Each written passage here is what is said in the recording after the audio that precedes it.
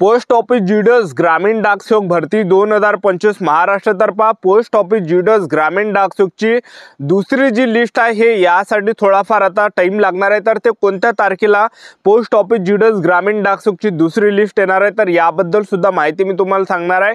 थोडासा टाइम लागणार आहे दुसरी लिस्ट येण्यासाठी आणि त्याचबरोबर ज्या विद्यार्थ्यांना 60%, 70%, 80%, 90% ह्या विद्यार्थ्यांचं सुद्धा जे आहे ह्या दुसऱ्या लिस्टमध्ये सिलेक्शन होणार आहे तर ते सुद्धा मी या व्हिडिओच्या माध्यमातून बोलणार आहे।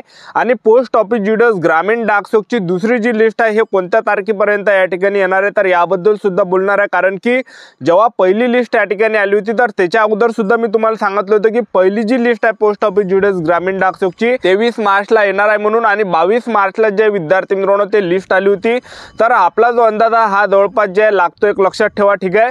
तर मी तुम्हाला संपूर्ण माहिती याबद्दल सांगणार आहे आणि पूर्ण माहिती मी तुम्हाला पोस्ट ऑफिस जीडीएस ग्रामीण डाकसेवकच्या अंदरची या ठिकाणी सांगणार आहे।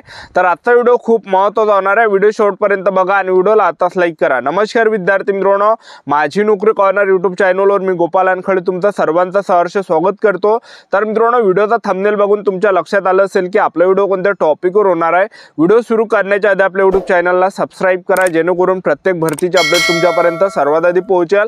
जास्त करून पोस्ट ऑफिस जीडीएस ग्रामीण डाकसेवक भरतीच्या रिलेटेड जास्त व्हिडिओ आपल्या चॅनलवर अपलोड करत असतात। 10वी 12वी पास भरतीच्या रिलेटेड जास्त व्हिडिओ आपल्या चॅनलवर अपलोड करत असतो। तर पाहता पोस्ट ऑफिस जीडीएस ग्रामीण डाकसेवकची जी दुसरी जी लिस्ट आहे तर हे जे तुमची जवळपास 21 एप्रिल 2025 पर्यंत तुम्हाला हे दुसरी लिस्ट या ठिकाणी पाहायला भेटणार आहे। 21 एप्रिल पर्यंत जे आहे हे पोस्ट ऑफिस जीडीएस ग्रामीण डाकसेवकची दुसरी लिस्ट या ठिकाणी लागणार आहे, एक लक्षात ठेवा, ठीक आहे।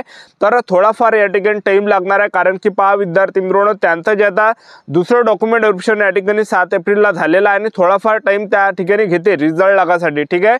तर जवळपास मी तुम्हाला अगोदर 15 एप्रिल तारीख सांगितली होती पण 15 एप्रिल एकदम जवळ या ठिकाणी आलेली आहे आणि अजूनही या ठिकाणी काहीच वाटून नाही आलं की रिझल्ट लागणार आहे म्हणून पोस्ट ऑफिस जीडीएस ग्रामीण डाकसेवकच्या दुसऱ्या लिस्ट। तर दुसरी जी लिस्ट आहे तुमची हे नक्की जे विद्यार्थी मित्रांनो 21 एप्रिलच्या अंदर हे पोस्ट ऑफिस जीडीएस ग्रामीण डाकसेवकची पाहायला या ठिकाणी भेटणार आहे। तर तुम्हाला या ठिकाणी संयम ठेवायचा आहे कारण की जे एकच लिस्ट यामध्ये लागत नाही, जवळपास 6 लिस्ट या ठिकाणी लागणार आहे पण त्याला थोडाफार टाइम त्या ठिकाणी लागते। तर संयम तुमच्यामध्ये असला पाहिजे, एक लक्षात ठेवा। तर आता भरपूर विद्यार्थ्यांचे वारंवार एकच कमेंट होती की सर मला 60%, 70%, 80%, 90% कधी माझं या ठिकाणी सिलेक्शन होणार आहे। तर पाहता पोस्ट ऑफिस जीडीएस ग्रामीण डाकसेवकची दुसरी जी लिस्ट लागणार आहे तर ह्यामध्ये सुद्धा काही डिव्हिजन मध्ये जे आहे कमी सुद्धा कट ऑफ या ठिकाणी जाणार आहे। म्हणजे मी तुम्हाला असं कोण सांगू राहिलो तर याच्या अगोदर सुद्धा असं झालं आहे। तर 2024 ची जी पोस्ट ऑफिस जीडीएस ग्रामीण डाकसेवकची भरती होती तर त्यामध्ये जवळपास एका 76 की 78 त्याला मार्क होते, म्हणजे 70च्या वरचा मार्क होते, त्याचं त्या ठिकाणी लिस्टमध्ये नाव आलं होतं, एक लक्षात ठेवा, ठीक आहे।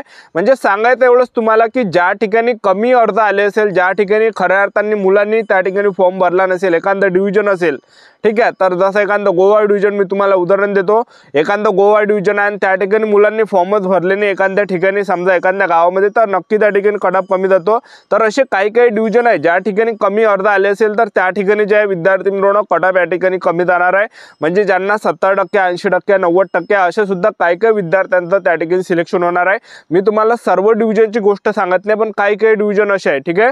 आणि पोस्ट ऑफिस जीडीएस ग्रामीण डाकसेवकची दुसरी जी लिस्ट लागणार आहे तर त्यामध्ये आपण जर सरासरी जर पाहिला पण मला भरपूर विद्यार्थ्यांचे कमेंट आले होते की सर मला 90च्या वरता आहे, 90च्या वरता आहे, 92च्या वरता आहे, 93च्या वरता आहे, असे जास्त मी हे इथून जवळपास 10-15 दिवसापासून जे एक ॲनालिसिस करून आलो की त्यामध्ये पाहून राहिलो तर बऱ्याच जास्त विद्यार्थ्यांचे मला कमेंट येतात की सर मला 92% आहे, 93% आहे, अशा मुलांना पर्सेंटेज आहे सध्याच्या कंडिशनला। कारण की मी तुम्हाला व्हिडिओमध्ये सांगत असतो की तुम्ही कोणत्या डिव्हिजनमध्ये फॉर्म भरला, किती तुम्हाला पर्सेंटेज आहे, तर असे मुलांचे मला कमेंट येते। तर दुसरी जी लिस्ट आहे हे जवळपास 90च्या वरतं 92च्या वरतं तुम्हाला पाहायला भेटणार आहे सरासरी सर्व डिव्हिजनची, ठीक आहे। ज्यांना 92च्या वरतं आहे तर त्यांचं सिलेक्शन जे दुसऱ्या लिस्टमध्ये या ठिकाणी होणार आहे आणि तुम्हाला जे खचून त्या ठिकाणी चालणार नाही तर तुम्हाला संयम ठेवायचा आहे। आता जसजशा लिस्ट लागणार आहे तसतशा मुलांचं त्या ठिकाणी म्हणजे त्या ठिकाणी ज्यांना जास्त पर्सेंटेज आहे त्या मुलांचं सिलेक्शन होणार आहे आणि इकडले जे विद्यार्थी मित्रांनो ज्या विद्यार्थ्यांना कमी पर्सेंटेज आहे तर त्यांना चान्स त्या ठिकाणी भेटणार आहे, ठीक आहे। तर जसजशा लिस्ट लागते तसतसा कट ऑफ सुद्धा या ठिकाणी कमी लागत असते, एक लक्षात ठेवा।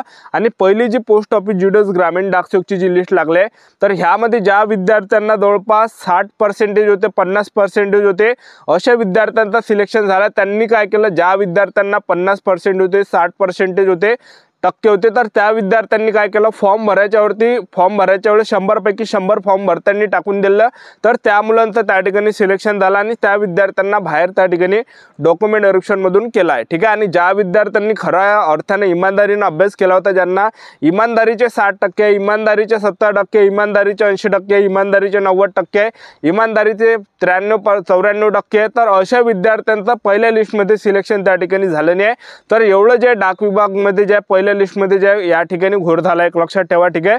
तर फ्रॉड विद्यार्थी त्यामध्ये आहे. पहिली जी लिस्ट लागली तर त्यामध्ये जवळपास मुलांनी स्वतःवरून त्या ठिकाणी फॉर्म भरले आणि फर्जी मुलं पहिल्या लिस्टमध्ये भरपूर सापडलेले, एक लक्षात ठेवा. कारण की 21,000 जागा होत्या आणि 21,000 जागा त्यांनी भरून टाकलेल्या आहे पहिल्याच लिस्टमध्ये. ठीक आहे.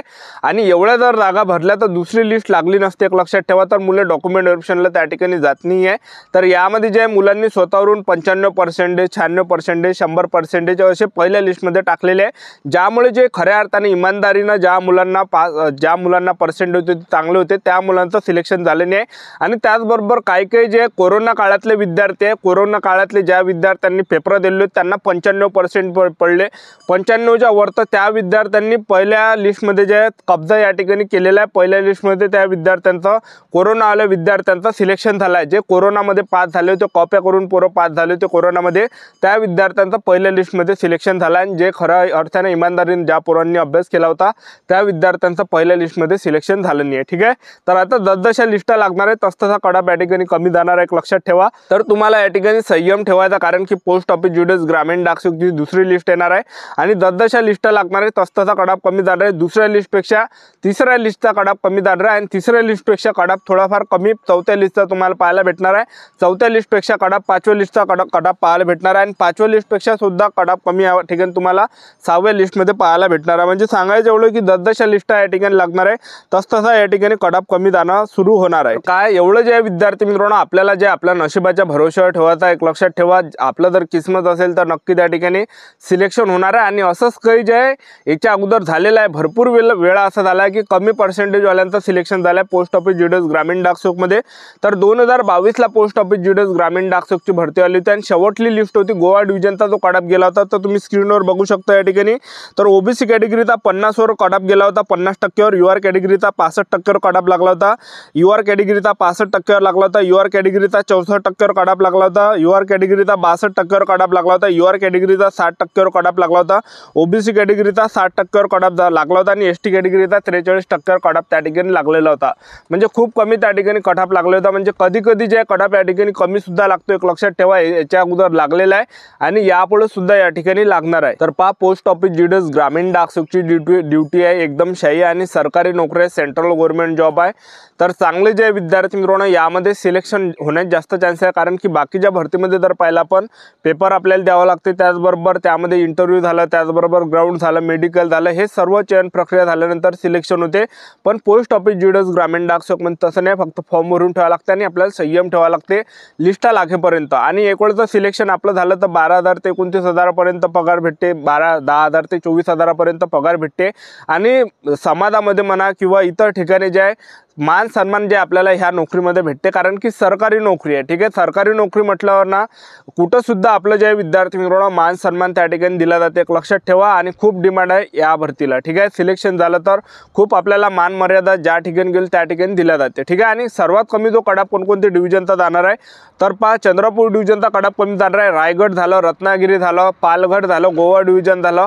तर हे काही मेन डिव्हिजन आहे, या ठिकाणी कडाप कमी जाणार आहे. तर ही होती संपूर्ण महत्त्वाची माहिती. आजच्यासाठी थांबतो. भेटूया नेक्स्ट व्हिडिओमध्ये. जय हिंद, जय भारत.